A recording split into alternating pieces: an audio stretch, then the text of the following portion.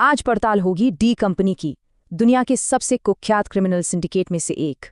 इसे सिर्फ एक गैंग समझने की भूल मत कीजिएगा, ये एक मल्टीनेशनल कंपनी की तरह काम करता है।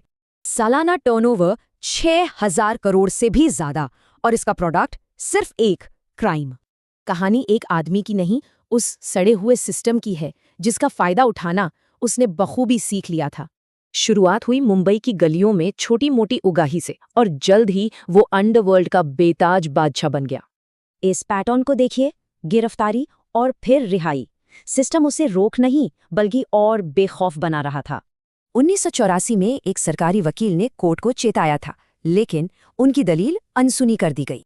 सिस्टम एक बार फिर फेल हुआ, और दाऊद ने भारतीय कानून व्यवस्था का सबसे बड़ा सबक सीख लिया था।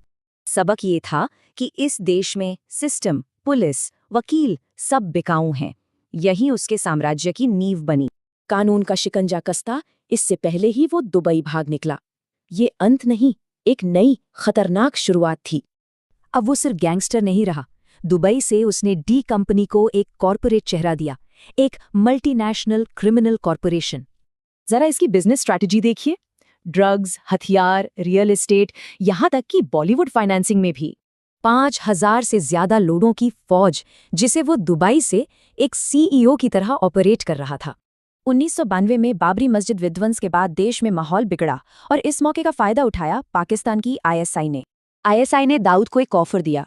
उनके लिए वो सिर्फ गैंगस्टर नहीं, भारत में आतंक फैलाने का एक हथियार था।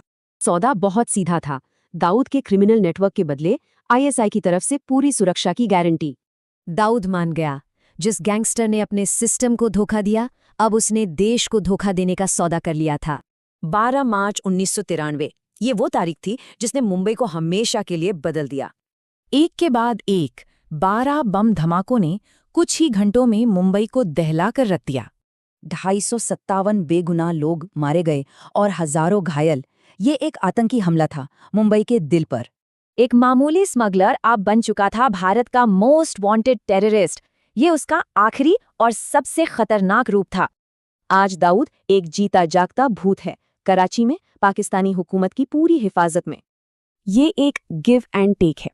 दाऊद आईएसआई के डर्टी ऑपरेशंस को फंड करता है, और बदले में उसे मिलती है पूरी सुरक्षा। डी कंपनी की कहानी बताती है कि कैसे एक नाकाम सिस्टम एक राक्षस को जन्म दे सकता है। सवाल ये है कि क्या सिस्टम ने इससे कोई सबक सीखा है?